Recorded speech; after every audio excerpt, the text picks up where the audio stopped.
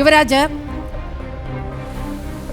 കലാപത്തിന് കൊടി പിടിച്ചതാര് എന്നുള്ള ചോദ്യമാണ് ജന ഡിബേറ്റ് ഈ ഘട്ടത്തിൽ ഉന്നയിക്കുന്നത്.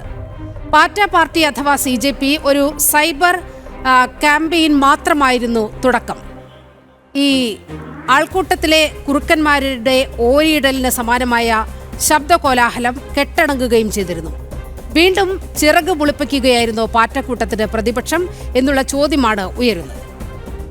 അല്ല, ആ മൂവ്മെൻ്റ് എന്ന് പറയുന്നത് വളരെ ഡൗട്ട്ഫുൾ ആയിട്ടുള്ള ഒരു ഡ്യൂബിയസ് ആയിട്ടുള്ള ഒരു മൂവ്മെൻ്റ് ആയിരുന്നു ഈ കോക്രോച്ച് ജനതാ പാർട്ടി എന്ന് പറയുന്നത്. സുപ്രീം കോടതിയിൽ ജഡ്ജിൻ്റെ ഭാഗത്ത് നിന്ന് വന്നിട്ടുള്ള ദൗർഭാഗ്യകരമായിട്ടുള്ളൊരു പരാമർശം അത് അദ്ദേഹം പിന്നീട് ക്ലാരിഫൈ ചെയ്തു, ഞാനതല്ല ഉദ്ദേശിച്ചത് എന്നുള്ള കാര്യത്തെക്കുറിച്ച്. പക്ഷേ അതിനെ പിടിച്ചുകൊണ്ട് ഒരു ഹൂക്കിംഗ് എലമെൻറ്റ് കിട്ടിയപ്പോൾ ആ എലമെൻറ്റിൽ പിടിച്ചുകൊണ്ട് ഒരു മൂവ്മെൻറ്റ് ബിൽഡ് ചെയ്യുന്നുണ്ടായിരുന്നു. ഈ മൂവ്മെൻറ്റ് ബിൽഡ് ചെയ്യുമ്പോൾ ഉണ്ടായിരുന്ന ഏറ്റവും വലിയ അതിൻ്റെ ഒരു USP എന്ന് പറയുന്നത് അത് വളരെ കുറഞ്ഞ ദിവസങ്ങൾ കൊണ്ട് അത് വലിയ ഫോളോവേഴ്സ് ഇൻസ്റ്റാഗ്രാമിൽ അതിന് ബിൽഡ് ചെയ്യാൻ സാധിച്ചു എന്നുള്ള നിലയിലാണ്.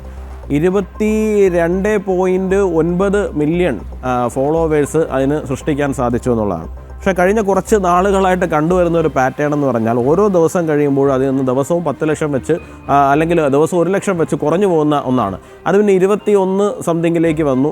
വീണ്ടും അതിനെക്കുറിച്ച് പരിഹാസം ഉണ്ടാകുമ്പോൾ എവിടെന്തെങ്കിലും ബോട്ട് വഴിക്ക് വീണ്ടും കുറച്ച് ലൈക്കും ഫോളോവേഴ്സും ആക്കും, വീണ്ടും 22-ന് മുകളിലേക്ക്. അപ്പോൾ ഇതിൻ്റെ പുറകിലൊരു വളരെ കൃത്യമായിട്ടൊരു ഗെയിം നടക്കുന്നുണ്ട് എന്നുള്ള കാര്യം അതിനകത്ത് നമുക്ക് മനസ്സിലാക്കാവുന്ന കാര്യമാണ്. അപ്പോൾ അങ്ങനെ തുടങ്ങി വന്നിട്ടുള്ളൊരു മൂവ്മെൻ്റാണ് ഈ പറയുന്ന കോക്രോച്ച് ജനതാ പാർട്ടി എന്ന് പറയുന്നത്. നമുക്കറിയാം, അവർ വലിയ പ്രതീക്ഷയോടുകൂടി ഇത്രയും വലിയ ഫോളോവേഴ്സൊക്കെ ഞങ്ങൾക്ക് ഇൻസ്റ്റാഗ്രാമിൽ കിട്ടിയിട്ടുണ്ട് എന്ന് പറഞ്ഞിട്ട് അവർ ഗ്രൗണ്ടിലേക്ക് വരുന്ന സമയത്ത് എണ്ണിപ്പറക്കി ഒരു 10, 200, 300 പേര് മാത്രം പങ്കെടുക്കുന്ന തലത്തിലുള്ള ഒരു സമരമായിട്ട് അതങ്ങ് മാറുകയായിരുന്നു. പിന്നീട് ആ സമരത്തിലേക്ക് ചില രാഷ്ട്രീയ പാർട്ടികൾ വന്നു ചേരുകയും ആ രാഷ്ട്രീയ പാർട്ടികൾ വന്നു ചേരുന്നതുമായിട്ട് ബന്ധപ്പെട്ടിട്ട് ഇപ്പോൾ SFI ആയിട്ട് അവർ ചർച്ച നടത്തി, CPIയുമായിട്ട് അവർ ചില ചർച്ചകൾ നടത്തിയിട്ടുണ്ട്. അങ്ങനെ 1 by 1 ആയിട്ട് പല രാഷ്ട്രീയ കക്ഷികൾ അതിനോടൊപ്പം അണിചേരുകയും ഏറ്റവും അവസാനം അതിൻ്റെ ഒരു പാറ്റേൺ നമ്മൾ നോക്കണം. ഏറ്റവും അവസാനമാണ് അവരുടെ യഥാർത്ഥത്തിൽ അവരുടെ പുറകിൽ മറഞ്ഞു നിന്നിരുന്ന അരവിന്ദ് കെജ്രിവാളും അദ്ദേഹത്തിൻ്റെ പാർട്ടിയുടെ നേതാക്കളും ഏറ്റവും അവസാനം അരവിന്ദ് കെജ്രിവാളും രംഗത്ത് വന്നിരിക്കുന്നത്. അപ്പോൾ ഇപ്പോൾ അവിടെ നടന്നുകൊണ്ടിരിക്കുന്നത് എന്ന് പറയുന്നത് ഈ പറയുന്ന പോലെ ഇന്ത്യയിൽ സ്വാഭാവികമായി രൂപപ്പെട്ടിരിക്കുന്ന ഒരു വിദ്യാർത്ഥി പ്രക്ഷോഭമൊന്നുമല്ല.